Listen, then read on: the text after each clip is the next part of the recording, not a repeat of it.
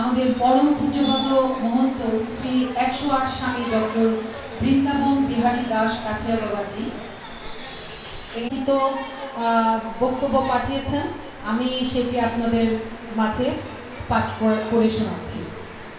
বর্তমান বিশ্বে সর্বত্রই যুদ্ধ রব, সবার মধ্যে মহাভারতের সেই উক্তি অনুরণিত হতে শোনা যাচ্ছে, সুচগ্র নৈব দাস্যমী বিনা যুদ্ধেন কেশব।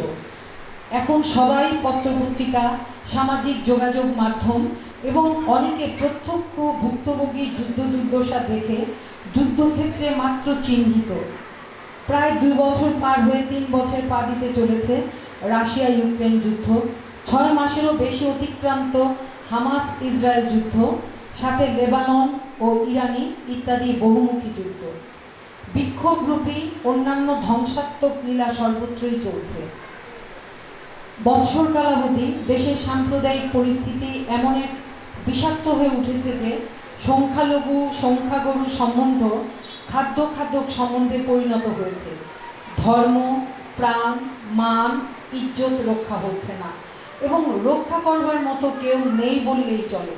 সম্প্রতি ভারত বিভাগে পাকিস্তান, অধুনা বাংলাদেশ প্রতিষ্ঠায় মিলনের যে সূক্ষ্ম অংশটুকু কারো কারো হৃদয় কোণে লুক্কায়িত ছিল, তাও যেন অন্তরিত হয়ে গেছে। অত্র সংখ্যালঘিষ্ঠ সম্প্রদায় ভীত সন্ত্রস্ত হয়ে পড়েছে। আমার বহু গুরু ভাই বোন, শিষ্য শিষ্যা এবং ভক্ত এ নিয়ে উৎকণ্ঠিত। বর্তমানে তাদের কি করণীয় জানতে চাইছে, সে সম্পর্কেই 2-4 কথা এখানে বলতে ইচ্ছা করছি। বাবাজি মহারাজ শাস্ত্র প্রমাণ দিয়ে এক জায়গায় বলেছেন যে ভগবান মনু বলিয়াছেন, জগৎ অরাজক হইলে সকলেই ভয়ে ভীত হয়, তাই জগৎ রক্ষার নিমিত্তই ভগবান রাজা সৃষ্টি করিয়াছেন।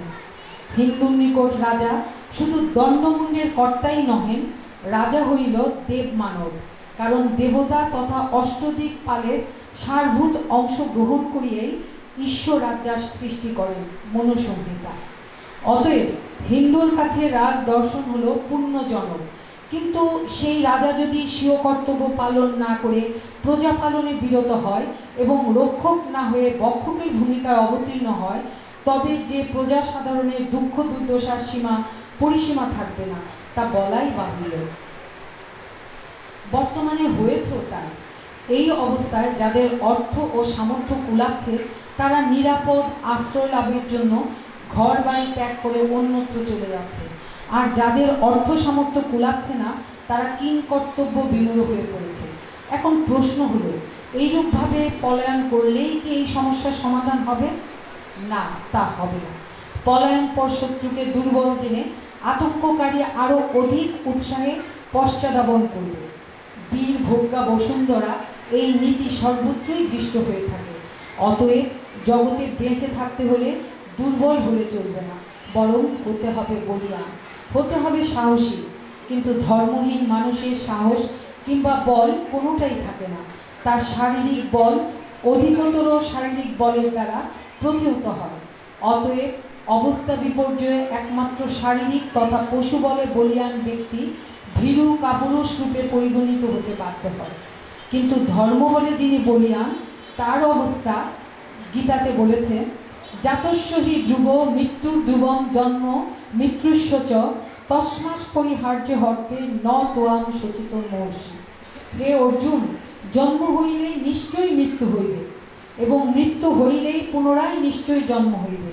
অতএব যাহা অবধারিত সত্য, তাহার জন্য শোক করা তোমার উচিত হয় না। অতএব প্রাণ ভয়ে ভীত হইয়া স্বধর্ম পালনে পরাঙ্ক মুখ হইও না। পৃথিবীর সর্বত্র মনুষ্য সমাজ আজ এক চরম নৈতিক বিভ্রমে পতিত হয়েছে। মানুষ নিজেই এমন এক অবস্থার পরিবেশ সৃষ্টি করেছে, যা তার নিয়ন্ত্রণের বাইরে গিয়ে তার শান্তি ও অগ্রগতির সকল প্রয়াসকে মূলত ব্যাহত করেছে। আমাদের দেশে সাধারণ মানুষের মনে নৈরাশ্য ও ব্যর্থতা স্থায়ীভাবে বসে তার সকল সুখ হরণ করেছে। এর কারণ আমাদের জীবনের যথার্থ মূল্যবোধ থেকে আমরা বিচ্যুত হয়েছি। জাগতিক উন্নতির জন্য প্রচেষ্টা সর্বকালেই প্রয়োজনীয়, কিন্তু সেই প্রচেষ্টার ফল আমাদের পক্ষে অকিঞ্চিৎকর হবে যদি তাকে ধারণ করার মতো উপযুক্ত মানসিক প্রস্তুতি আমাদের না থাকে।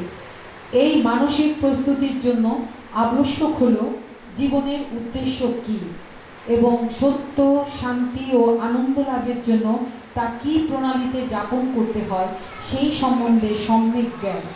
তৎসম্বন্ধে জগতের মনীষী ব্যক্তিগণ ও ধর্মগুরুগণ যা বলেছেন তা অনুসন্ধান করে তার মর্ম উপলব্ধি ও ধারণ করে তদনুসারে চলবার চেষ্টা করা। এই উদ্দেশ্য নিয়েই সাধারণ মানুষের সম্মুখে শান্তি, সত্য, আত্মচরিতার্থতার পথ প্রদর্শক শাশ্বত দর্শনের বাণী প্রচার করবার জন্য শ্রী গুরুদেব এই সন্তদাস নিম্বার্ক দর্শন সমিতি স্থাপন করেছেন। নিম্বার্ক দর্শন বহুত্বের মধ্যে একত্ব স্থাপনের দর্শন। বিশ্ব ও বিশ্বাত্মার মধ্যে যুগপথ, বেদ ও অভেদ সম্বন্ধ, যাকে দ্বৈতাদ্বৈত সিদ্ধান্ত বলে, তার উপরে এর প্রতিষ্ঠা। এই দর্শনের ভিত্তিতে বিভিন্ন বৈদান্তিক মতবাদ, এমনকি পৃথিবীর বিভিন্ন ধর্মমত মিলিত হতে পারে। শান্তি ও আনন্দের পথে জীবন চালনা করার প্রণালী তা সুস্পষ্টভাবে নির্দেশ করে। এই সমস্ত বিষয় আমাদের বাবাজি মহারাজ তার শ্রী নিম্বার্ক দার্শনিক মতবাদ ও সাধন প্রণালী গ্রন্থে বিস্তৃত রূপে বর্ণনা করেছেন। উক্ত গ্রন্থ পাঠে তৎসমস্ত উত্তম রূপে জানতে পারবেন। ধর্মহীন মনুষ্য, ধর্মহীন জাতি নির্ভীক হতে পারে না, কি ইহকালে কি পরকালে, কোনো কালেই উন্নতি লাভ করতে পারে না। অতএব আজ সর্বতোভাবে ধর্মকেই আমাদের আশ্রয় করতে হবে, তাহলেই আমাদের মৃত্যু ভয় খুঁজে যাবে। দেশের বর্তমান পরিস্থিতিতে আমাদের কর্তব্য কি তা আমরা দেখতে পাবো। ধর্ম বলে বলিয়ান হয়ে আমরা অভি হয়ে উঠব। ভক্তরাজ প্রহ্লাদের ভাষায় বলতে পারবো, ভয়ং ভয়ানাপহারিণী স্থিতে মনসানন্তে মম পুত্র তিষ্ঠতি যস্মিন স্মৃদে জন্ম জরান্তকাদি ভয়ানি সর্বান্ন পজান্তি প্রতা। মানব জাতি এক মহান সংকটের সম্মুখীন। সকলেই অনুভব করছে যে মানব সমাজ এখন যে অবস্থায় রয়েছে তার একটা আমূল পরিবর্তন প্রয়োজন। কিন্তু কোন পথে তা আসবে? এই প্রশ্নের কি উত্তর মানুষ এখন দেবে তার উপর তার ভবিষ্যৎ নির্ভর করছে। মানুষ এখন দেখে তার উপর তার ভবিষ্যৎ নির্ভর করছে। আমাদের প্রধানমন্ত্রী শান্তি বার্তায় অর্থাৎ ACO তথা G20 এবং BRICS আদি সম্মেলনে বলেছেন, যুদ্ধ নয়, সংবাদ ও কূটনৈতিক আলোচনাই এর সমাধান। আমাদের বিশিষ্ট নেতারা বলছেন যে চাই বৈজ্ঞানিক দৃষ্টিতে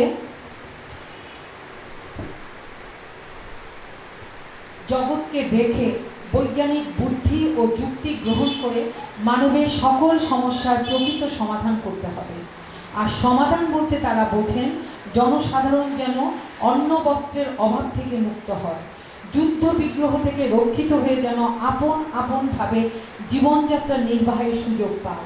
এই হচ্ছে প্রকৃত আধুনিক গণতান্ত্রিক আদর্শ, ডেমোক্রেসি। শ্রী অরবিন্দ বলেছিলেন, এই আদর্শের মধ্যে সত্য রয়েছে, মানুষের এই সকল সুবিধা সুযোগ করে দিতেই হবে। কিন্তু এই কেবলমাত্র যথেষ্ট নয়। মানুষের জীবনের লক্ষ্য হচ্ছে ক্রমবিকাশের দ্বারা তার চৈতন্যের রূপান্তর সাধন করা, মানস চৈতন্য অতিক্রম করে অতি মানস চৈতন্যের উপরে ওঠা, মানবত্ব ছাড়িয়ে অতি মানবত্ব দেবত্বে উপনীত হওয়া, দেবত্বের মধ্যে প্রতিষ্ঠিত হওয়া।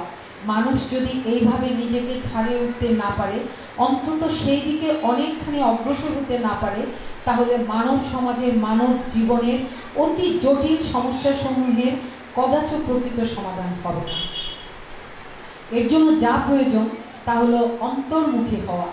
আমাদের দেহ, প্রাণ, মন, বুদ্ধি এইসব আমাদের প্রকৃত সত্তা নয়, এমনই আমাদের বাছু উপাধি বহিরঙ্গ। এদের পশ্চাতে রয়েছে আত্মা, যা আমাদের প্রকৃত সত্তা। তাতে আমরা ভগবানের সাথে এবং অন্য সকল মানবের সঙ্গে এক। আমাদের মধ্যে এই আত্মাকে আবিষ্কার করতে হবে, তাতে সুপ্রতিষ্ঠিত হতে হবে। আত্মার আলোক শক্তিতে আমাদের বাইরের জীবনকে, আমাদের মন, প্রাণ, দেহ, ইন্দ্রিয় সকলকে, আমাদের সামাজিক, অর্থনৈতিক, রাজনৈতিক জীবনধারাকে পরিচালিত ও রূপান্তরিত করতে হবে। কিন্তু বৈজ্ঞানিক বুদ্ধি দ্বারা সমাজকে গঠন করতে হবে। তার দেহ, মন, প্রাণকে বাহ্য আইন কানুন বিধিনিষেধের দ্বারাই নিয়ন্ত্রিত করতে চাইলে মানুষ আর বিকাশের সুযোগ পাবে না। বস্তুত এটাই হয়েছে পাশ্চাত্য সভ্যতার মূল রূপ। এরই চরম রূপ হলো ফ্যাসিবাদ, নাৎসিবাদ, বলশেবিকবাদ। সমাজকে প্রাণময় করতে হলে সমাজের অন্তর্গত ব্যক্তি মাত্রকে পূর্ণতম স্বাধীনতা দিতে হবে, যেন তারা আপন আপন দেহ, প্রাণ, মন আপন আপনভাবে বিকশিত করবার সুযোগ পায়। এই সুযোগ একমাত্র নির্বাক দর্শনে, স্বাভাবিক ভেদাভেদবাদ, দ্বৈতাদ্বৈতবাদ দর্শনই দিতে পারবে, এ বিষয়ে কোনো সন্দেহ নেই। এই শান্তির স্বতন্ত্রতার সন্দেশের বার্তা শ্রী নির্বাক ভগবান যুগ যুগান্তর ধরে বহন করে আসছেন, আজও করে চলছেন। আমরা পূজ্যপাদ মহারাজজির চরণে আভূমিনত প্রণাম জানাচ্ছি।